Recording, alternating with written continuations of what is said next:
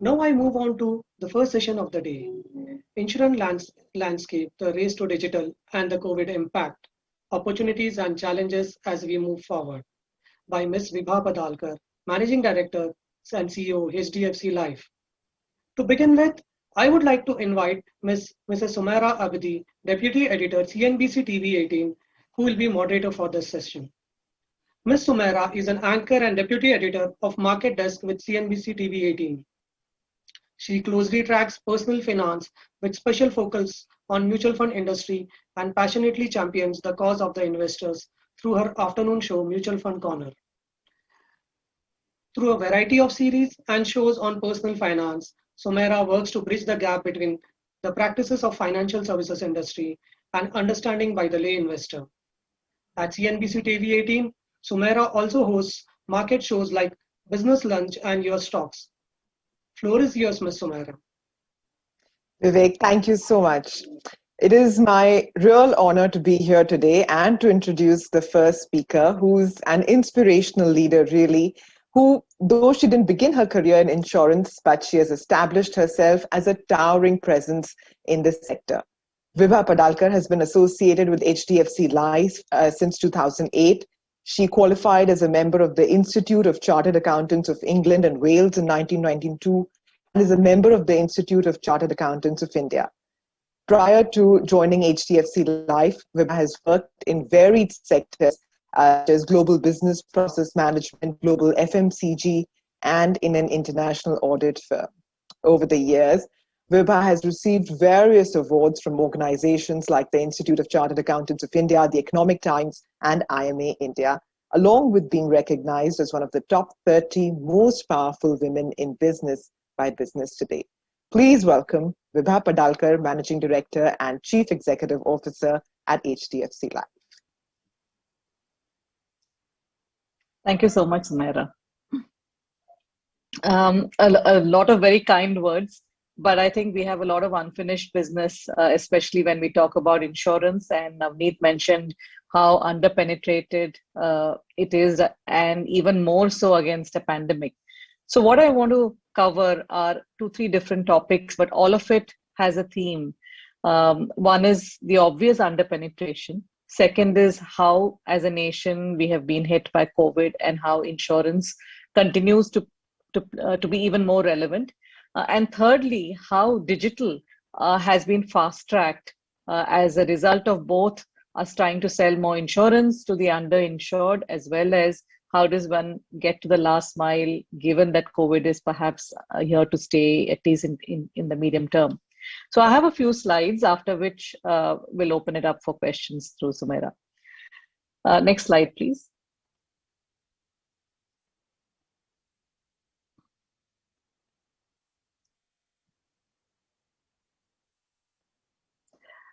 So when we look at all financial services products, what is it that the common man sees, or what is it that the people who don't really know very much of insurance? So this is to help deconstruct. So there are a plethora of financial savings products, whether it is fixed deposits and mutual funds and government bonds and longer term savings through public provident fund and so on. But none of them really do true risk transfer. And when you look at, as you go down the V shape, whether it is falling ill, whether it is outliving one's savings or dying early, all of these are different forms of risk transfer. And the point here that is noteworthy is that it is not this product or an insurance product, and it is a very strongly there is an and in between, because they are really serving different purposes. Often it is misunderstood that this is an IRR game or a return game.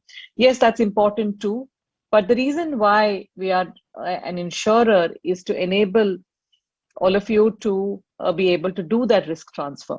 And I'll talk about 2 elements out of these 3 elements of risk transfer in the next few slides, which is outliving one's savings as well as dying too early, and how can one do risk transfer and why is it relevant even more today. Next slide, please. To give an overview, given that this is a CFA session, how is it that insurers make money? Because we really don't know how many people are going to die out of, say, every 10,000 people, or how many people are going to fall ill, or what is the long-term returns that one is able to give, because you might have guaranteed it, or there's a market expectation. So all of this is encompassed into three elements. One is the spread that you make, especially versus assets that you invest, and what is it that you have. Some products have guarantees, some products are market linked, and there are also participating products, which works on a pool fund concept on very large numbers of policyholders, very popular in the UK. There is a risk charge for underwriting longevity risk, as we call it, which is outliving one's savings, or mortality risk, which is dying prematurely, or morbidity risk, which is falling ill. These are the three large chunks of risks that are related to human life. And this is covered as insurers charge a risk premium to be able to give that kind of guarantee. And the third one is investment income that I talked about earlier. Within the spread world, if you like, these are the savings-led products, but also sometimes now there are hybrid products which are falling somewhere between the spread and the risk charge. Also, every insurance product, even if it's a savings-led insurance product, like a unit-linked product, has a compulsory mortality cover. So 10x is the minimum cover that one would have to give. So it is hybrid between a spread and a risk charge, and also the investment income. Beneath both is also annuity that you see in there. So this is to say that a person pays a lump sum and then would get a defined amount until that person is alive, or the spouse is also alive, and some variants of that. And an insurer cannot reprice it no matter what. Can't reprice it downward. There are some variants of repricing it upward, in inflation linked and so on. And also there are protection-led. I talked about term and health, and I'll talk about that in the next couple of slides. Next slide, please.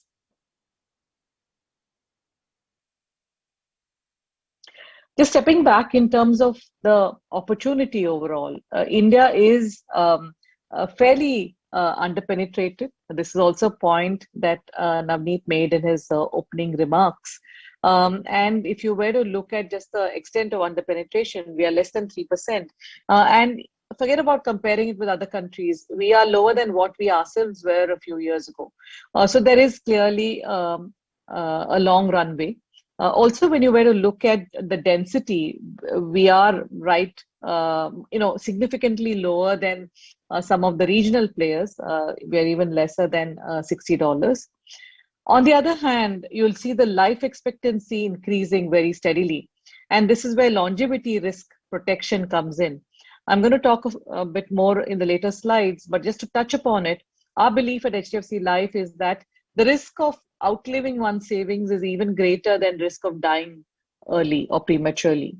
A lot is understood and talked about term insurance, but we believe that for various reasons, people need to save for their pensions.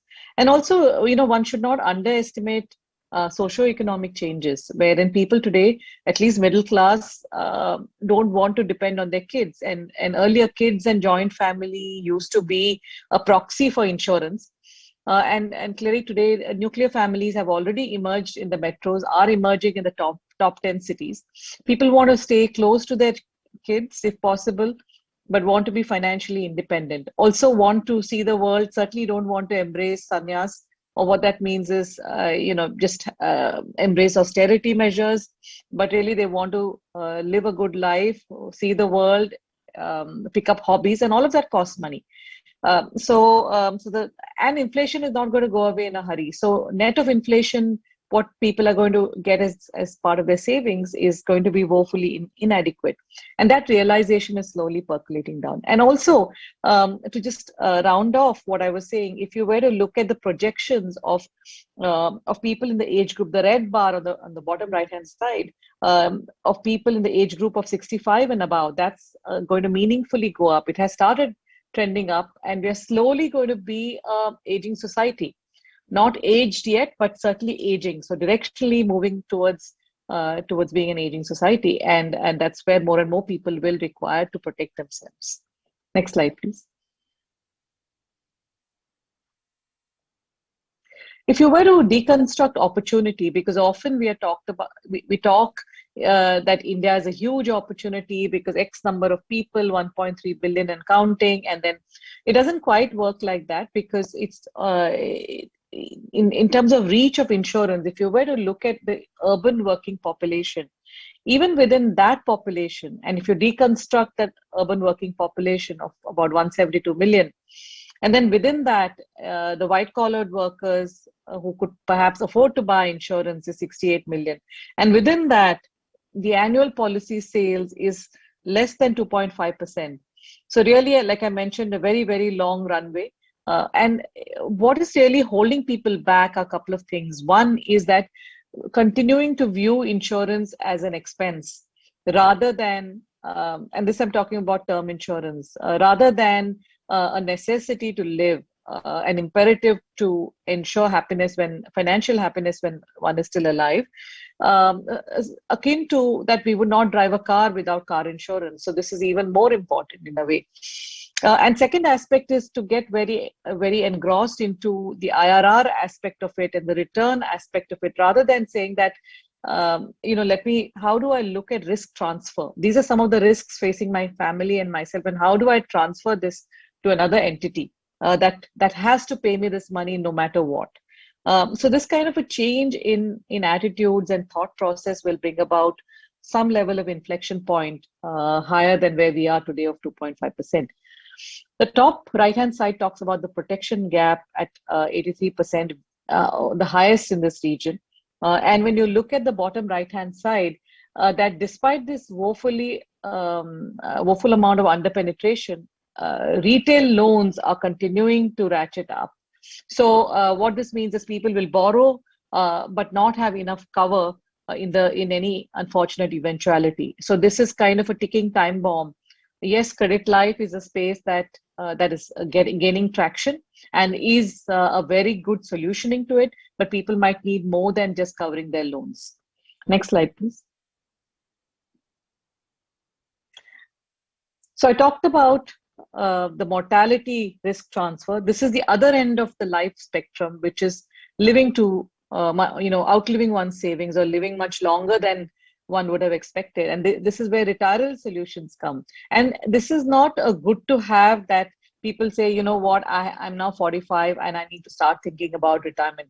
Hard facts, and that's what I've tried to capture here, show that our economy is aging, like I mentioned. If you look at the top left-hand side, pension corpus or pension assets as a percentage of GDP is very, very minuscule in India.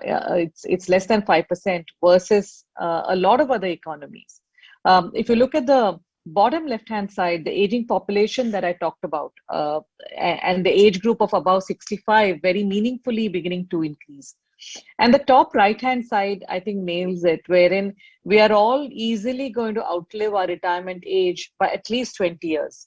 And that's a scary thought because, like I mentioned, inflation is going to continue. We are still a young economy. A lot of infra development is still not yet there. Government borrowing is going to continue. Fiscal deficit is going to continue. And so inflation is going to continue to rear its head, which means that the erosion of one's savings is not a question of if, but really it is a given. So how does one ring fence and how does one have enough so that one does not have to depend on anybody? And I'm not even beginning to talk about medical inflation, which could be 2x or 2.5x of normal inflation. And a lot of people are woefully underinsured on the medical insurance front. So one's savings will start getting eaten into by just medical bills. And unfortunately, we are witnessing that today as the nation goes through a pandemic and surviving a pandemic.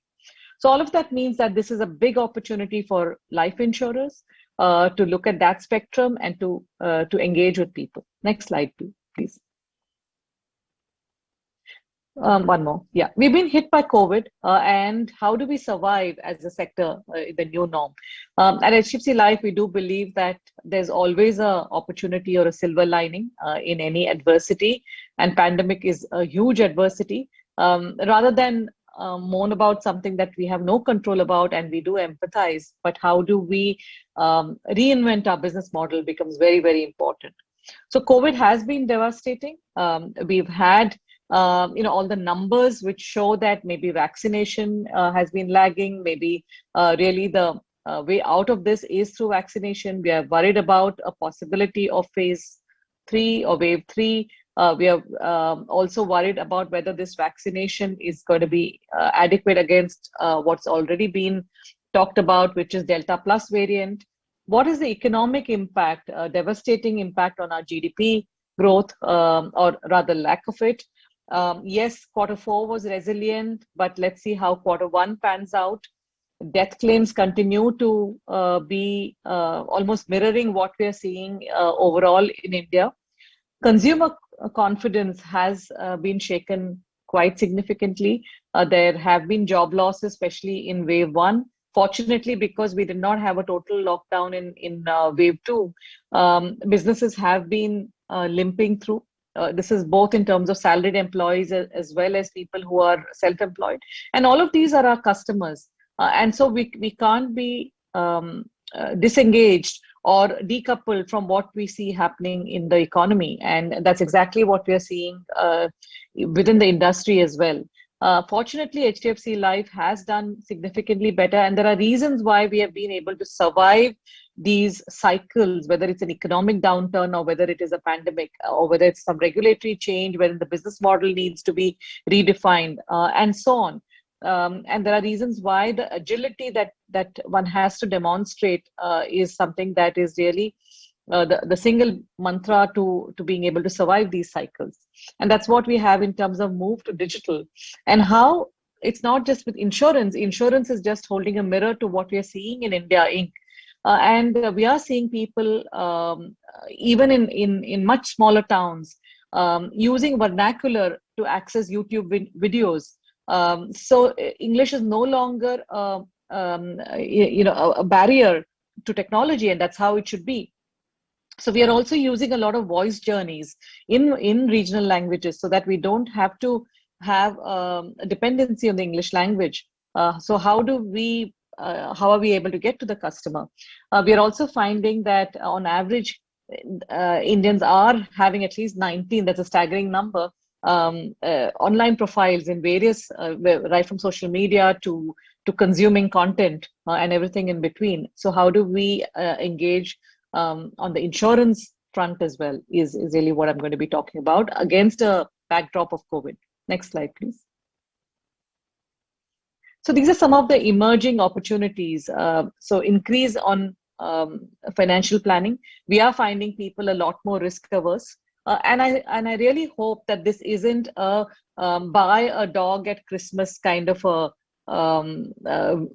behavior pattern, which means that, once Christmas is over, you're going to wonder, why did I buy this dog, or why did I give this dog to my kid? And I really hope that this is a lot more deep-seated realization that some portion of one's savings, one has to do risk transfer. We also need to focus on people, and this is, you'd have read a lot of articles on the after effects and ongoing effects of not interacting the way we are customary, way it is customary, that gives us joy, that gives a lot of chance, brainstorming sessions, and so on, and the isolation that a lot of people have been feeling. And our employees are no different. And how do we engage with employees very differently against a pandemic, or even once we start coming back to work?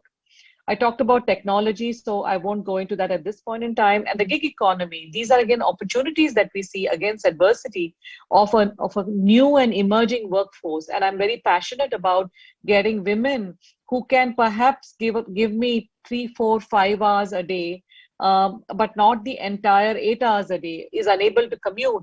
But these are qualified women, equipped women who have dropped out of workforce, unfortunately, like we see all the time, but are high quality women. We find that time and again that the persistency numbers of business that is sourced by our women financial consultants or women employees is higher. The attrition rates are lower, and so on. So it goes for men as well. How can we really take gig economy to maybe 20% of who and how we hire. So these kind of paradigm shifts are beginning to happen. Next slide, please.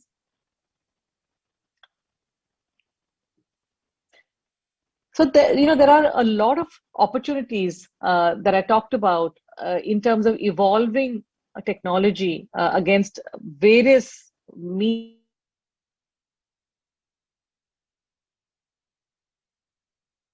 our partners, and so on, regulators.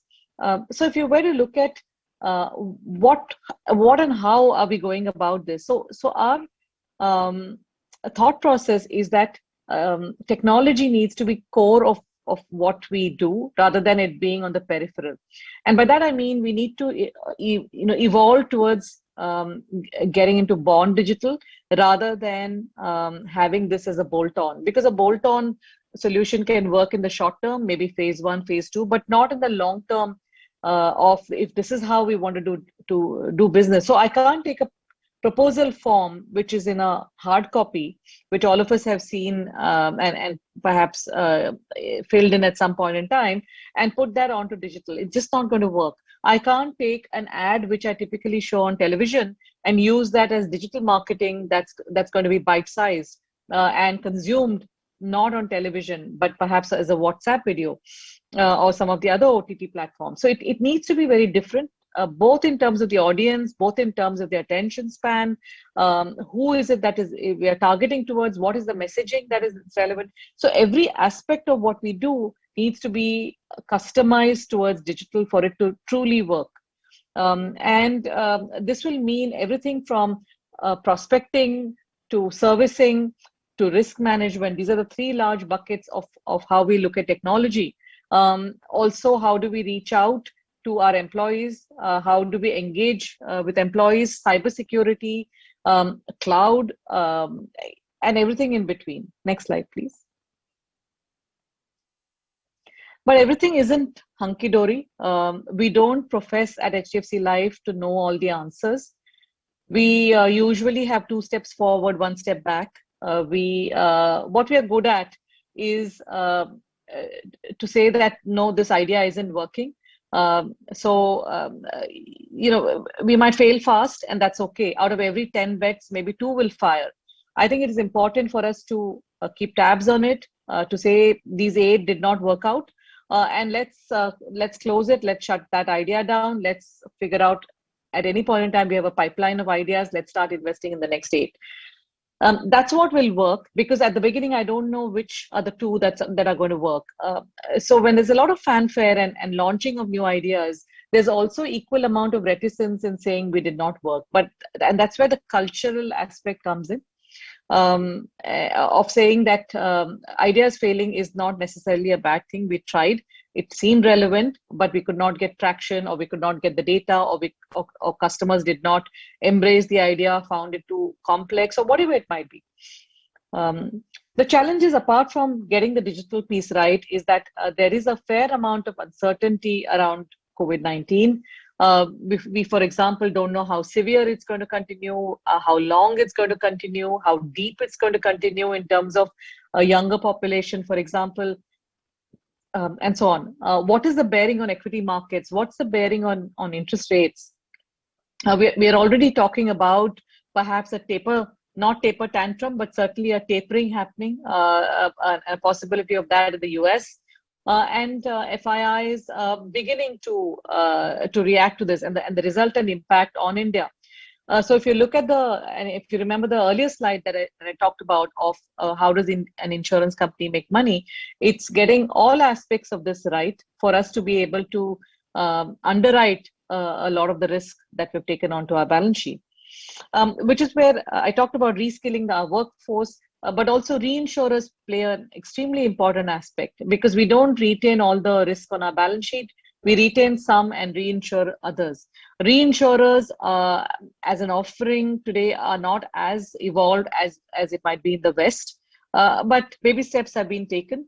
They are our partners, but at the same time, we need to share with them what we see, what our hypothesis is, and how we can separate out the here and now pandemic from the longer term emerging market scenario. So all of that is a melting point, melting pot in terms of how we were able to underwrite risk and hence get new business. Next slide, please. I'm going to talk a little bit about technology at HDFC Life. A few slides here. If you were to look on the left-hand side, this is the legacy that you would find in a lot of insurance companies, and we have moved from that about 7-8 years ago. This used to be a product factory wherein you ideated, you got approval from the regulator based on regulations, and then you push it out through these channels. Largely, these are the channels, and you would push it out. These are the intermediaries and to the final customer. This is not how our technology or our business model looks anymore. It looks more like what you see on the right-hand side, wherein you have customer at the core, recognizing what is it that the customer is looking at. I talked about some of the socioeconomic changes, some of the behavioral changes. How do all of you, or a lot of you who might be millennials, how are you thinking? Which is very, very different, certainly from how your grandfathers thought, and even very different from how your fathers and mothers think. So yes, there is product management and risk management. That's product development, but that's what we do as an insurance manufacturer. But that's where the story ends, or the similarity ends from before and after. It is completely deconstructed, wherein we've started talking to and tying up with over 40 new ecosystem partners. That's at the bottom of the oval that you see. These could be retailers, telecom companies, internet companies. So we've tied up with various fintech platforms. We've tied up with the likes of Airtel. We've tied up with the likes of Paytm, and so on. So that even companies that did not think they could sell insurance are now selling insurance from us, because as long as you have a pipeline through which you can get to the customer and we are able to underwrite that customer, there we have a business model. On the right-hand side, you do have digital channels, our own digital channels, our own website, our own apps, as well as web aggregators, the likes of Policybazaar and CoverFox and so on. On the left-hand side, you have platforms. I'll talk a little bit about it, wherein very prevalent in the West, but we created a platform like Life 99, wherein people who are thinking about retirement, for example, you create an ecosystem and you start creating a pull of having content on that, which is attractive to somebody who's thinking about retirement. So you're moving away from, I have a product, I will push it, to come and explore this portal and see all the interesting stuff that you might find on something that you're trying to solve, which is, how do I solve for my retirement? And then, of course, you have the traditional channels on top. Next slide, please. So to the core that you see here that I talked about, which is the customer journey, we see it in 5 parts. Number 1 is, how do we simplify the journey to the customer? That's the most important aspect. So technology is not, again, gratuitous. It needs to help simplify. Point number 2 is that, how do I integrate with the partner? So if I have bancassurance in the middle, or an agent in the middle, or if I have a web aggregator, it needs to be a seamless experience for the customer. It needs to be a seamless experience for the partner. The partner needs to be able to pass on the leads to us, and we need to be able to offer our products. The partner then needs to get incentivized in terms of commission, as well as the customer complaints. Hopefully there are very few, but at the same time, both us and the partner needs to be able to deal with that very swiftly. Data Labs is the third part, which allows us to churn out a lot of analytics so that we are able to offer customized experience. Number 4 is, how do we simplify the entire servicing? Because we're talking about a 15, 20-year product and not a 2-3 year product. So how are we able to service the customer? And finally, the platforms and ecosystems that I talked about. Next slide, please.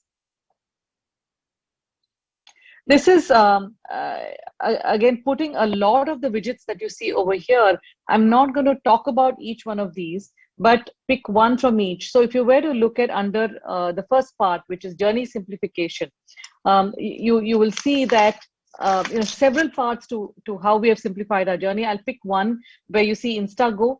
This is a geo-based platform.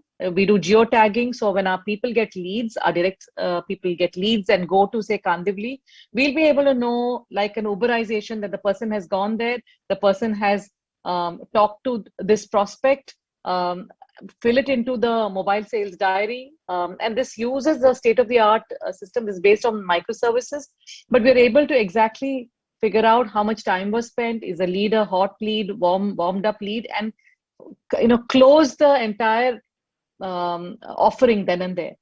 Moving on to the next one, when you look at partner integration, sorry, just on the back side, I'll just pick one more on partner integration. You see Insta Insure there. These give pre-approved sum assured to people. So this means that with a 3-click journey, if you're already a customer, we don't need to ask you for a lot of information because through credit bureaus, through IIB, through our fintech partners, we are able to use data analytics to be able to get a good sense as to who is this customer and can I upsell to the customer, because the customer himself might have got a promotion, might now have a kid, might have got a mortgage and needs a top up on insurance, and we can just say, you know what, just a 3-click journey and you're on, no other questions asked. So that also is gaining a lot of traction. So use of technology in these use cases is really how we're able to offer the differentiated service. Next slide, please.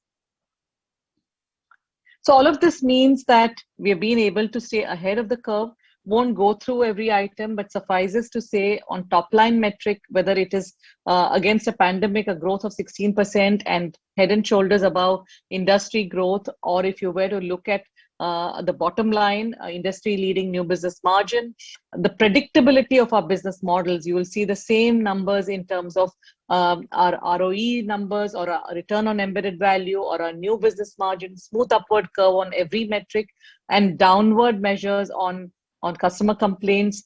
Claim settlement continue to remain at a stable number. So, you know, the predictability of our models, whether it is to customers, whether it's to shareholders, whether it's to employees or our partners, is what we are known for as part of HDFC brand. And that's really the outcome of anticipating a lot of these changes in our ecosystem. Next slide, please. How has this impacted careers? Since I'm talking and addressing all of you, a lot of young people, I think what's important to keep in mind is appreciating the changes in business models, paradigm shifts in how companies are hiring, digital technology, at least to understand a working level is very, very important, because there's no area of our business. It could be HR, it could be just in terms of digital marketing. All of that does require a good understanding of digital, as well as use of AI/ML, use of cloud. So that aspect becomes very important. Gig economy is another aspect that I talked about.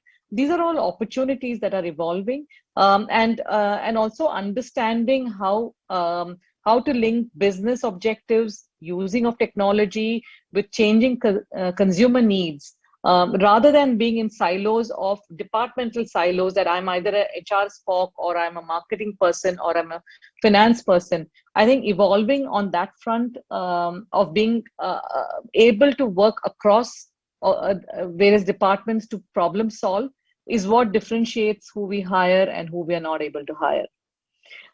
That's all I have for today in terms of prepared slides. Over to you. In terms of questions.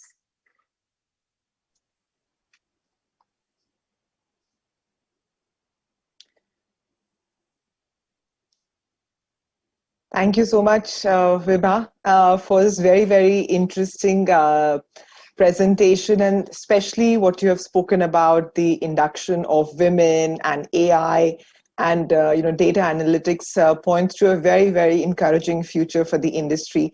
And because this is an industry gathering, so I want to begin with the big picture first, right?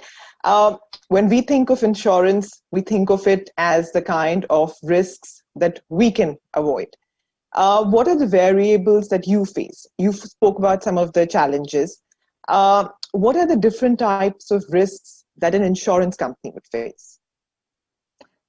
The one very topical right now is on claims. The fact that death claims today are significantly higher than what we have been seeing over the past several years. And that's not just us, it's really, and not just India, but everywhere in the world. So how does one survive these cycles, and how does one also anticipate what might happen in if and when there is a wave 3, and trying to triangulate in terms of underlying emergence of tracking of health, tracking of daily cases, how is it panning out? So that does consume a lot of our just a mind share today. So that's one aspect. Second aspect, second risk for us is risk of talent. One of the downsides of being a market leader for us is that you're often a poaching ground.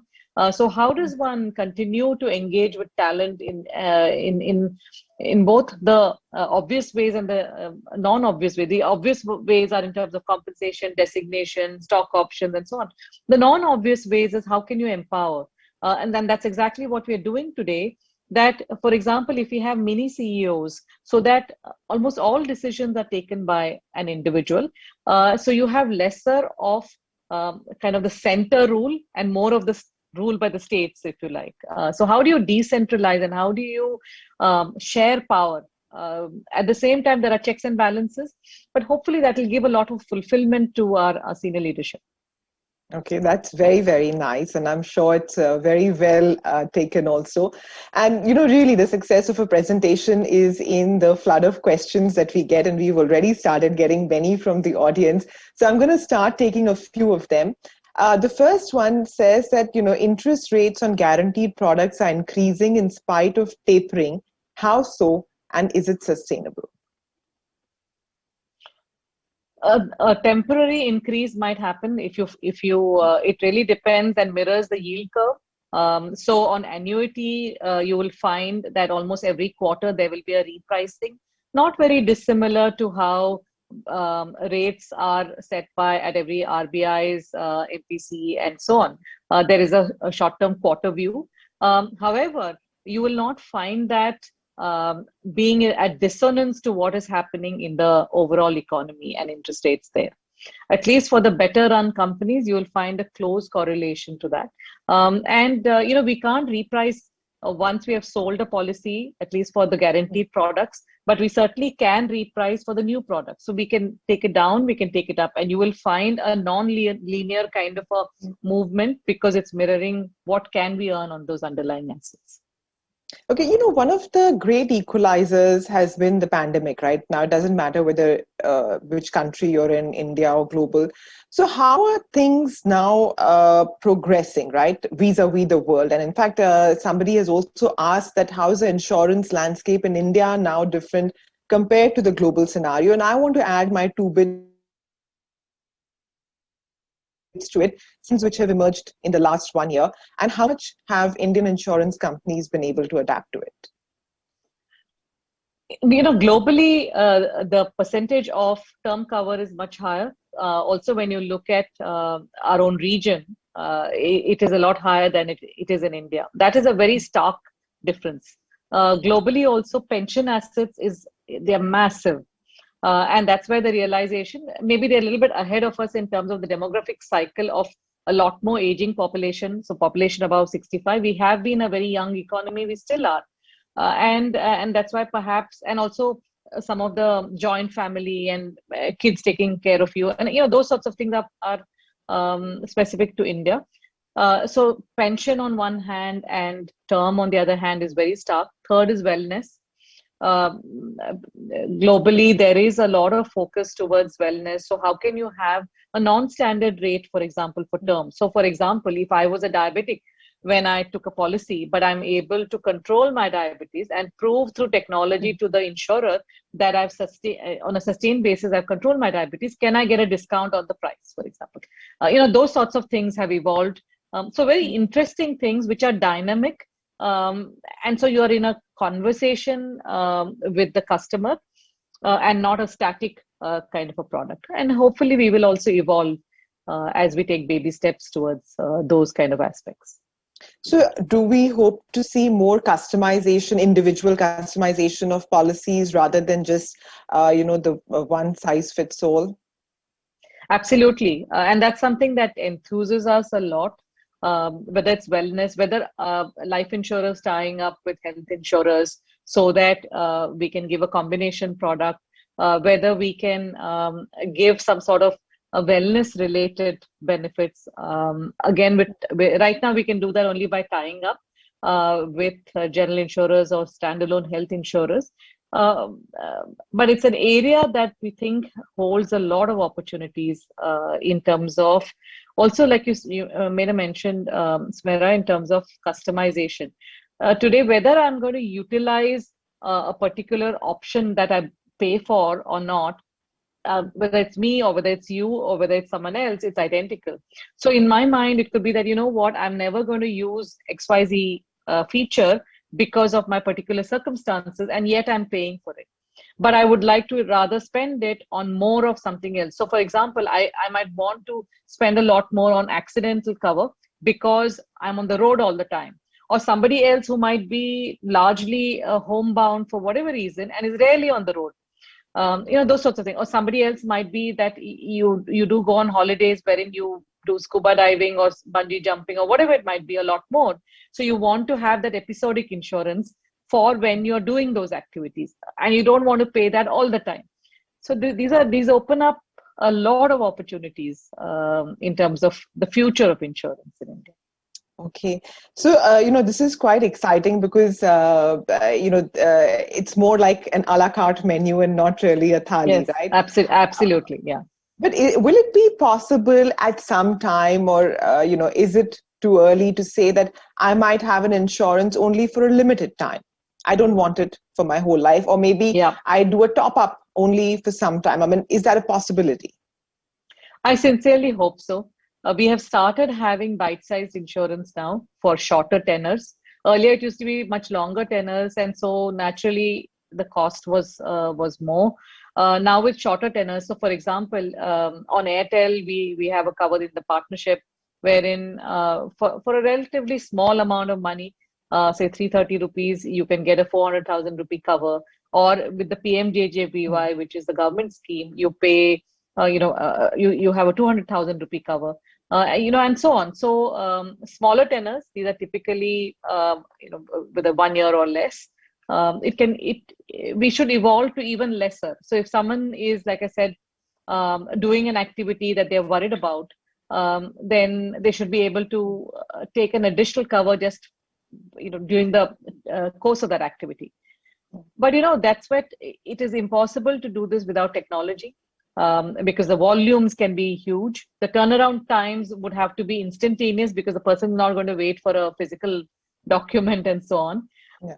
We would be very, very data hungry because ultimately we have to pay the claim. So we don't want anti-selection, which means that someone's already in trouble and then they buy that insurance. So how do we weed out those kind of situations? And so we become very data hungry, or someone's already got a very serious illness and then they buy the policy. So it's a two-way street, but this has been done in other countries. So it's something that we continue to be focused on, working towards on how do we solve for that. Under penetration of insurance in India was something that we were all aware about. What shocked me actually a little bit was when you said that the share has fallen even compared to what it used to be. And yet over the last year, we've heard is news of this explosion in demat accounts and, everybody's an investor now. And even, the kind of queries that I get from retail investors, most of them are about investing, right? And you generally hear amounts to the tune of 80 lakhs, 1 crore. And, it ties in completely with what you said about whether or not you're going to outlive your savings, and which is why I wanted to answer that. Do you notice that more and more people are prioritizing investing over insuring? And in fact, somebody has also sent in a related question saying, which is the best way to avoid the risk of outliving own savings? Is it insurance or mutual funds? So to take your first question, yes, I continue to be dismayed when people only talk in terms of IRRs. That's important. But there is not going to be any talk of IRRs when there is a calamity at home. That's when you'll be just glad to get your money back as capital. How quickly that is forgotten. That's the dismay because people need to at least secure their basics, their home, their loved ones, and some medical expenses. Everything else is, I think, jam. But the basics need to be. So when will people realize this? And that's why I feel that people hopefully with the pandemic realize that they have to allocate some X percentage of their savings towards ensuring that this risk transfer happens. On the question about which is the best product. So we came up with this category of the Sanchay Plus category. And really the underlying conceptualization was that people are worried about dying early, people are worried about living too long, but people are also worried about interest rates going down. A lot of people who are today in the late 40s, early 50s category do remember when we used to have much higher interest rates of double digit. And today we are already saying that a 6% is a good rate, right? And by the time, say 10 years or 12 years, 15 years hence, when you retire, one is worried that it's going to be low single digits and a meaningless number. And inflation is going to continue to eat into one's savings. And that was the genesis of launching interest rate guaranteed products. So I don't want it to sound like a plug, but it's that category which solves for it. And it's like saying, the owner also eats here, but that's a product. If you were to ask me, I have bought that product for my retirement, because the way I see it is that the house that I live in, I have X of annual maintenance charges. So this product will at least pay for my annual maintenance charge, so that my home is secure and the company cannot reprice no matter what. So it's not like, you can reduce the rates or you can do something. Absolutely zero ambiguity on what is the rupee value I get. It's not even a percentage, which, you might not trust a company to say, do I really fully understand? Is it a monthly compounding, daily compounding, or whatever it is, right? It's a rupee value. And annuity is another aspect, wherein I would buy an annuity to say that every month or every quarter I would get this rupee amount. So these are some of the products that are out there, but we should not make it a tax-friendly IRR. Then we are mixing up two different objectives. All of that is important in bulk of your savings, which is a possibility of ensuring that you make that return. But some portion needs to be with a very clear objective, wherein we're not talking about only returns. Yeah, so don't confuse insurance with investment. Okay, a lot more questions have come in, so I'm just going to start taking them one by one. In the digitalizing world, what would you advise a young professional in the insurance industry in terms of career and growth prospects? I think world's your oyster, and especially people who have a fair level of quant skills will do extremely well, especially whether it's the actuarial team or the finance team of an insurer. So absolutely, it's a straight through walk-in. But also, like I mentioned, problem-solving nature becomes important, and those who understand digital and all aspects of our business are now tech-enabled. It's just various levels of tech-enabled, but fast moving towards end-to-end tech-enabled. So those who want to do that either as an add-on to whatever it is that you're studying right now, but it's important that you are very comfortable with the solutioning, because one can't really ideate if one does not understand technology, on the possibilities of technology. So it becomes very important that either it's part of your core curriculum. If not, there are so many courses. Coursera is an obvious one, but there are several others in your free time to just hone on some of those skills. Okay. What is the extent of negative impact on HDFC Life and the industry because of COVID? Is it a long-term impact or only, say, a few quarters? On HDFC Life, there's not been a significant impact, like I mentioned earlier, whether it's in fact, our market share has expanded during COVID. And that's just a testament to the fact that companies that are better poised to be able to withstand a lot of these shocks, there is a convergence towards the senior companies. And that's when people are not necessarily bargain hunting. But having said that, yes, we could have done even better, and COVID did have an impact. I firmly believe that it is a COVID-related impact. So the cycles of COVID-related impact. So if only when we're in the midst of an intense COVID wave, do we really suffer. Even just a couple of months after the intensity of COVID wave, we go back close to normalcy, which is what we saw between the first wave and second wave. So I would not even say next few years, I would just say next few quarters, and it's really related to the waves. Yeah, fair enough. What is the current standing between general insurance and life insurance? I think that question you're referring to is in terms of health and what can we do. That there is an overlap between life and general. Previously, as a life company, we could pretty much sell all health products, which was both health indemnity as well as fixed benefit. Health indemnity is that you get into a hospital, you incur hospital bills, and then you pay that, and then you get a reimbursement. Or there's a pre-approval and the company pays for it. The fixed benefit is that on detection of a major illness, you get a lump sum, which is no questions asked. So, for example, detection of cancer, a major cancer, you get X amount. Detection of a heart ailment, you get a Y amount, and so on. Today, that's what we can do. The latter one, which is fixed benefit, and general insurers and standalone health insurers can sell indemnity. A little bit confusing, I agree, but that's where I hope that we go back to life companies being allowed to sell all sorts of health insurance. While things are progressing well, Vibha, and even the future trends look very promising and optimistic, one of the core complaints remains this mis-selling of insurance. And now, you used to have boots on the ground, right? Now that has chopped to a great extent, so that one-to-one interaction has reduced as well.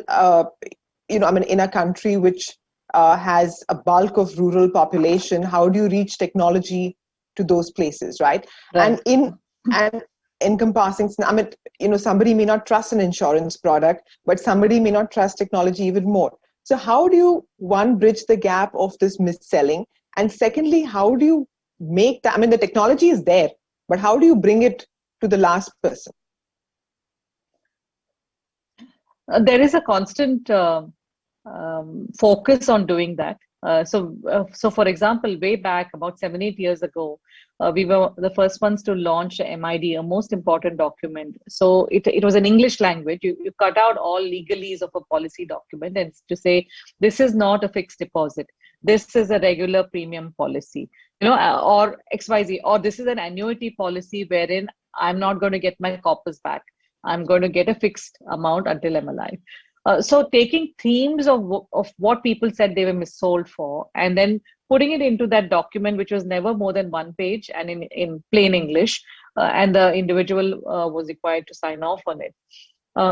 Then we started wherein it was not our sales guys, but it was our back office guys who follow up a sale with a call, and that call is recorded. So the guy who's calling has no incentive to fudge it because he's not rewarded on anything, whether the sale happening, not happening, he's not incentivized. Also, the sales guys have no access to those calls. And the calls are recorded, like I mentioned, to say that these are the simple things and do you understand it? Now, there are two aspects to this. So we'll do what we can possibly do. We also continue to take action against people that we find are fraudulent. We have a matrix, and we would not hesitate to terminate their services. It's absolutely in black and white. Now, having said that, there are two aspects that I would appeal to people. One is greed, and the second one is not willing to give enough time to understand the product. The greed aspect is exactly like a Bernie Madoff syndrome. If somebody is going to come to me and say, today interest rate, the best you can earn in a fixed deposit is 6%, I will give you 25%, but I'm only giving it to you. Don't tell your neighbor, don't tell your relatives, and you will get a call from the insurer, but they really don't know. I have a special deal with the insurer, so say yes to whatever they say and don't raise a red flag. And in the first year, they will give you that money. So they will start, it's that teaming and lading aspect. They'll start warming you up for it. So you start getting even greedier because the first year you have got a 20% return and you feel, like the king, that you have a special deal and you absolutely don't tell anybody. And this has happened to people I know who have been in the finance team of companies. So what chance do other people have of this? So shouldn't our antenna be up that someone's giving me this kind of a return, and isn't there a risk reward matrix? Why would somebody make that money? Why wouldn't everyone make that money? So there is greed, underlying scam after scam after scam. Every scam there is intrinsically, there is human greed. Second is the aspect that we spend more time in figuring out which mobile phone we want to buy. When a company tries to deconstruct this in simple language, there is information available on our website. Yes, you did mention that about not wanting to go there or not being able to go there, but that's still a small proportion of our customer base. At least at HDFC Life, large part of our customer base is in the top 10 cities in India. And out of that, it's 50-50 in terms of salaried, non-salaried. But even within the salaried, we do see missed-sale complaints. So we are often at wit's end on what else can we do. When we play back to an ombudsman a recorded conversation, they come back to say that we were told by the agent to say yes to everything. We were told that we are going to, you pay 10,000 rupees and you will get a loan of 50 lakhs. It just doesn't make sense, logically. But having said that, I don't want to trivialize it. There is we have to continue working, on this. We have to continue listening to where are people getting taken for a ride and close that door to the best extent that we can. But if there's collusion between that intermediary and that individual, it becomes very difficult to preemptively stop it. Post facto, we will take action, but the guy has been gypped. So preemptively, it becomes difficult. Yeah, fair enough. Well, I actually knew of a very senior person in the financial services industry who had 23 insurance policies, and I think my jaw hit the ground when that portfolio reached me. Yeah. So, I can totally imagine. So, when something's too good to be true, guys, wake up and smell the coffee, Yeah, right? absolutely. Vibha, thank you so much. Questions are many, but time is short.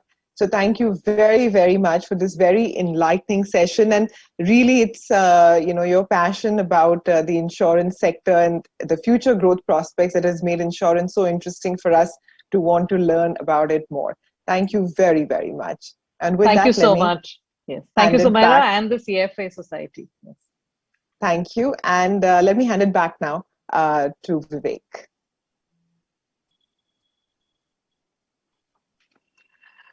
Thanks, Mrs. Sumaira and Mrs. Padalkar for amazing session. It was really very informative, and we are very thankful for you to take time out for us and deliver such a good session. Thanks a lot. Thank you.